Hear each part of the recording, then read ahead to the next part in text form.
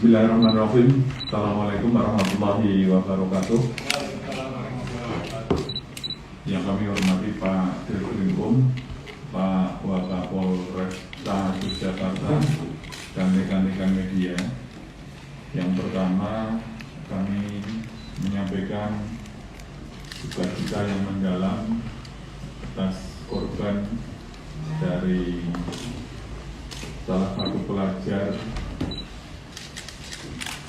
SMA di Yogyakarta yang meninggal di hari Minggu dan dikebumikan di wilayah Jawa Tengah.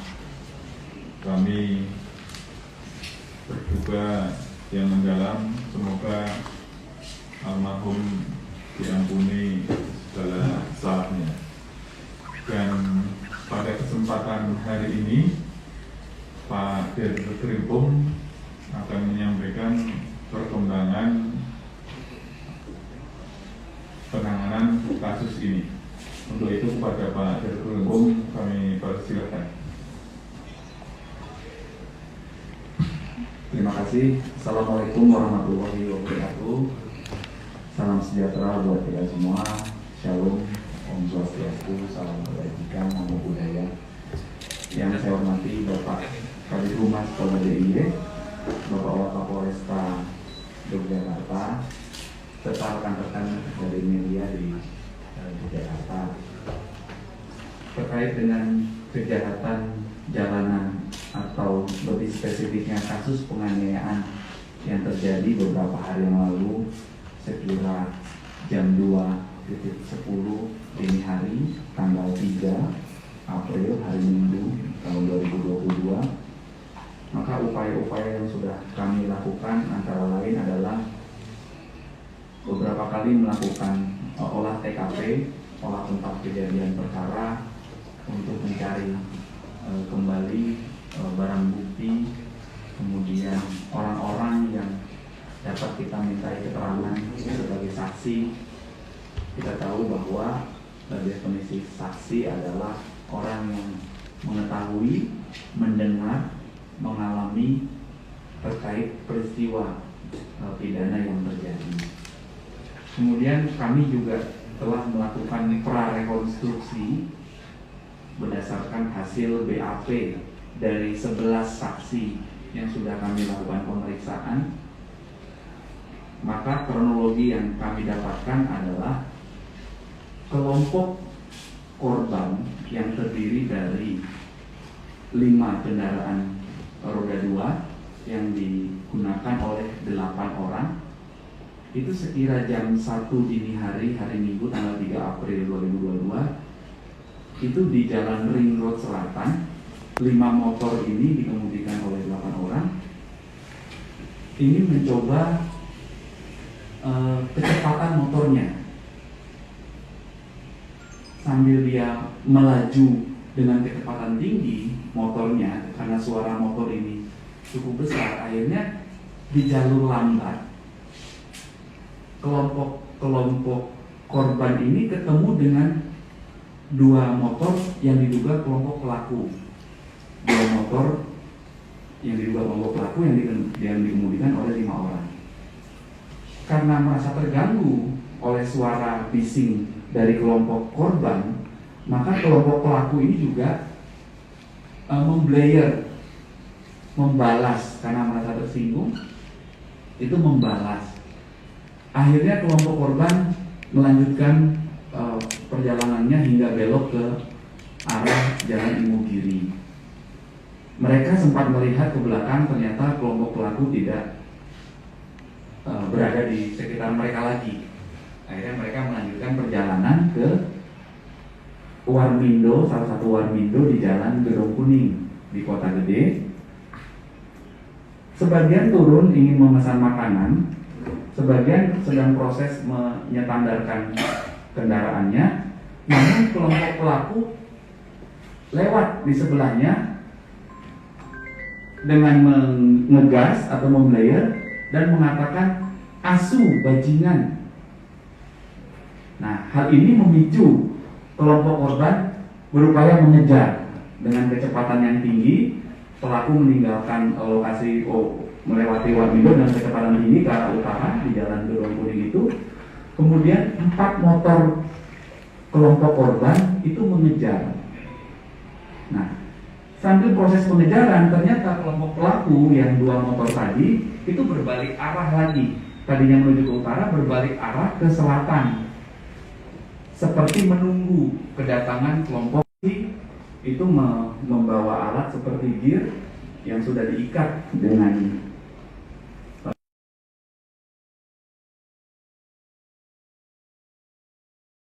itu tidak sempat kena ayunan gearnya. Motor kedua lah yang kena, di mana pengemudi kendaraan itu tidak kena, tapi pembonceng korban saudara D yang di belakang terkena ayunan gear. Karena kecepatan tinggi, tidak jauh dari situ, akhirnya motor korban belok ke arah timur, kemudian korban terjatuh di situ, dan tidak selang berapa lama petugas patroli Direktorat Sabara Polda DIY menemukan korban dan langsung melakukan pertolongan terhadap korban dengan membawa korban ke rumah sakit Harjo Kito. Itu sekitar jam 2:10 kurang lebih. Setelah ditangani di rumah sakit, korban meninggal dunia jam 9:30 hari Minggu pagi. Setelah melakukan pemeriksaan saksi-saksi, kami juga mendalami dan menelusuri jejak-jejak, apakah ada rekaman-rekaman jejak dari CCTV. Setidaknya ada 9 CCTV yang sudah kami dapatkan dan saat ini sedang proses analisis untuk pendalaman CCTV untuk mengetahui peristiwa tersebut. Kemudian jika diizinkan, kami izin memberikan himbauan kepada masyarakat. Yang pertama, mohon untuk kasus-kasus kejahatan jalanan yang secara kasuistis kemarin, lebih tepatnya adalah tawuran sebenarnya, karena ada proses ketersinggungan, ada proses ejek-ejekan dari 2 kelompok. 2 kelompok laki-laki yang sebagian itu orang dewasa, yang sebagian masih anak-anak pelajar, masih pelajar. Ada ketersinggungan. Jadi korban kejahatan jalanan berdasarkan analisis dan evaluasi yang sudah kami lakukan selama 3 bulan terakhir, korban-korban kejahatan jalanan ini tidak acak, bukan sembarangan, tetapi ada proses 2 kelompok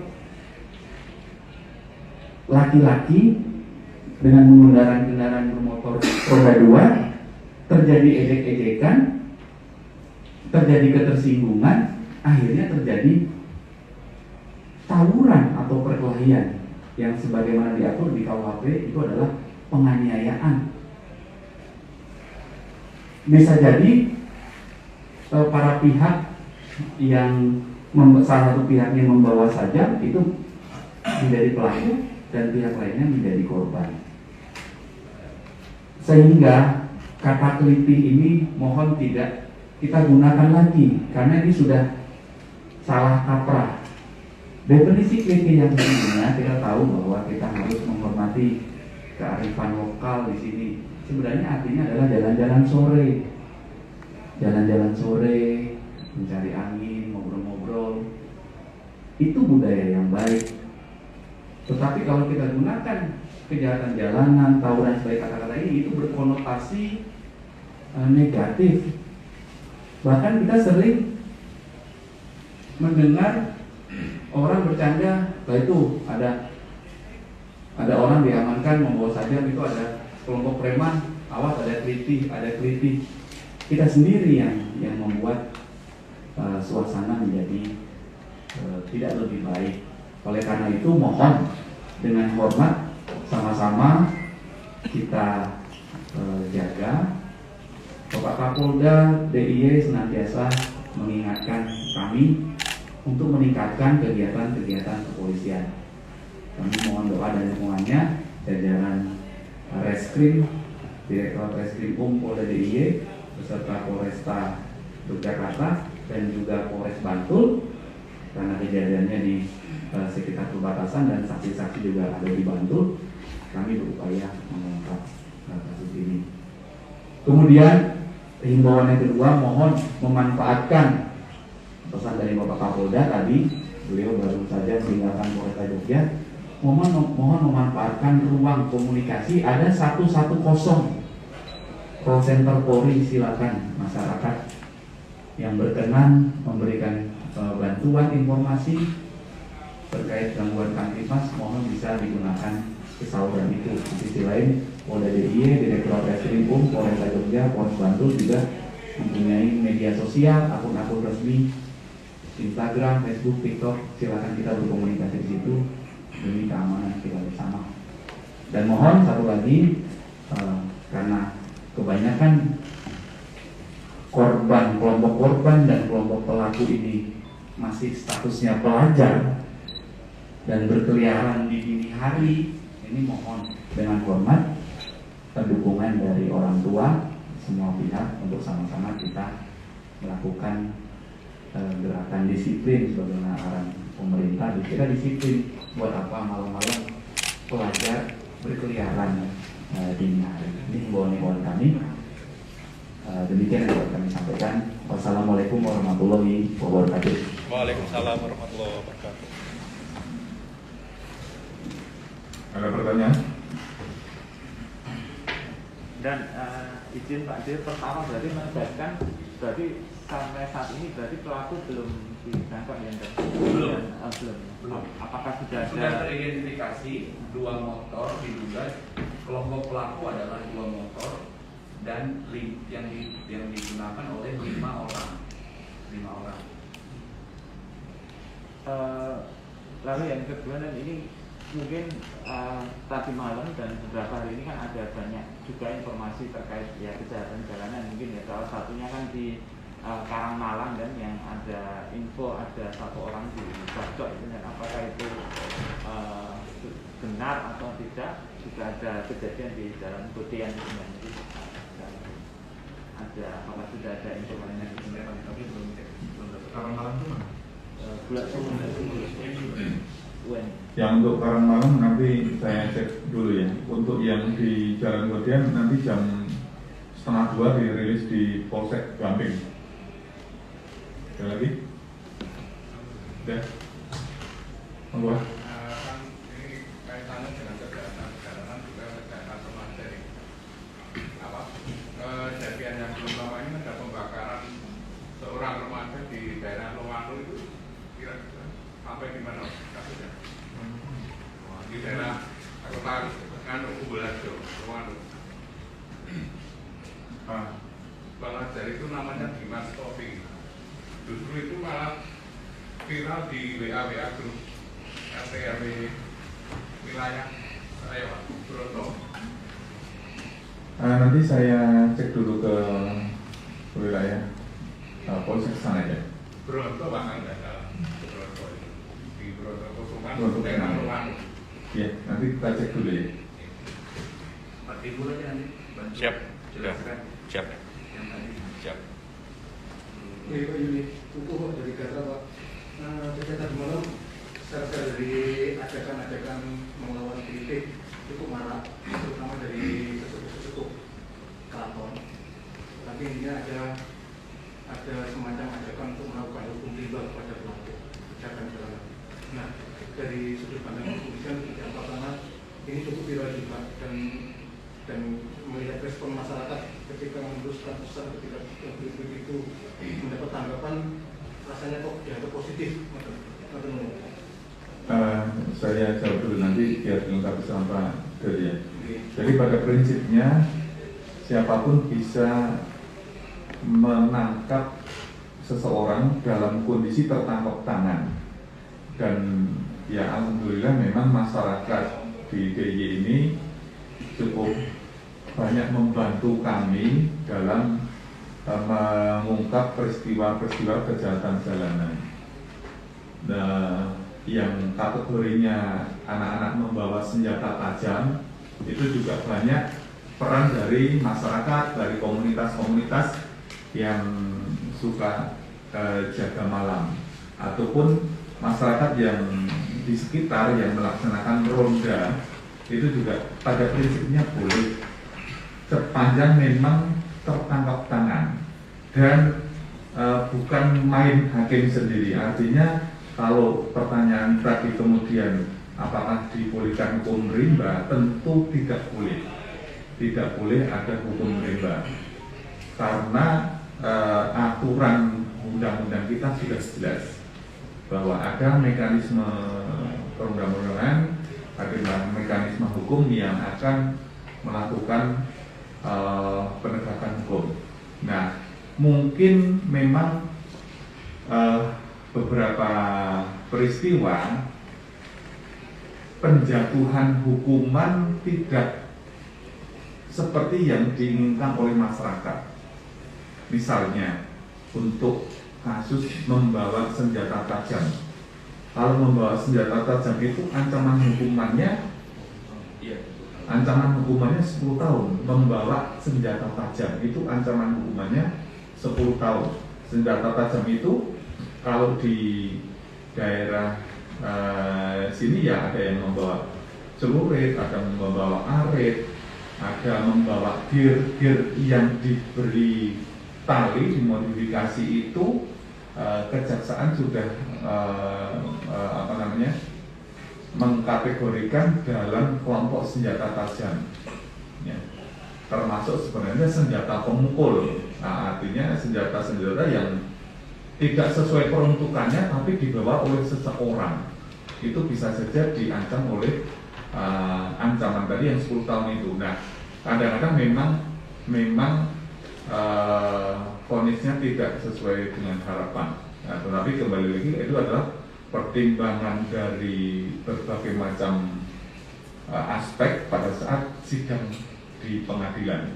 Kita tidak bisa mencampuri itu. Yang jelas kita juga memerlukan kerjasama dari masyarakat untuk proses pencegahan. Tidak bisa hanya diharapkan kepada penegakan hukum saja. Penegakan hukum itu pada prinsipnya adalah langkah terakhir. Langkah terakhir ketika langkah-langkah pencegahan, langkah-langkah preventif, langkah-langkah preemptif tidak maksimal atau tidak sesuai harapan. Kita sudah banyak sekali melaksanakan langkah-langkah preventif, preemptif, dan kita akan kembali menggiatkan kembali rahasia. Jadi mohon maaf nanti kalau misalnya masyarakat diperiksa di jalan pada malam hari, nah itu dalam semata-mata dalam rangka menjaga situasi Kamtibmas. Kita upayakan untuk bisa menemukan orang-orang yang mungkin akan berbuat jahat. Berbuat jahat dalam arti mungkin membawa senjata tajam, mungkin membawa kunci letter T dan lain sebagainya. Itu akan kita lakukan rahasia. Selain itu juga kita laksanakan patroli, ya. Nah, termasuk juga himbauan-himbauan. Nah, kalau dulu sebelum pandemi kan pencegahan, penanganan, penjagaan terhadap kejahatan jalanan ini kan sudah kita lakukan lama. Nah, ya hasilnya seperti rekan-rekan lihat, ada yang bisa diungkap, ada yang belum bisa diungkap. Ya, berbagai macam kesulitan itu pasti ada. Tetapi upaya kita sudah kita maksimalkan dan kita genjot terus setiap hari. Misalnya ketika mereka bersekolah ya kita laksanakan pengawasan di sekolah, termasuk juga kita minta tolong sekali lagi kepada orang tua, kepada keluarga yang mempunyai anak-anak remaja, karena memang kebanyakan dalam peristiwa kejahatan jalan ini yang menjadi korban maupun menjadi pelaku adalah anak-anak di usia remaja. paling ya sampai dengan usia-usia 22 tahun, 23 tahun. Kalau yang ke atas sana sudah, saya kira sudah kejahatannya sudah berbeda, bukan kenakalan atau bukan kejahatan di jalanan kembali. Ini yang saya tambahkan. Pak Dir, silakan menambahkan. Cukup. Ada lagi? Cukup? Baik, kalau cukup, terima kasih rekan-rekan. Nanti bisa saya tambahkan yang di Polsek Budian, Polsek Gamping, nanti 1:30 bisa kita rilis di sana ya, antara jam 1 atau jam 1:30. Itu ya rekan-rekan, terima kasih. Assalamualaikum warahmatullahi wabarakatuh.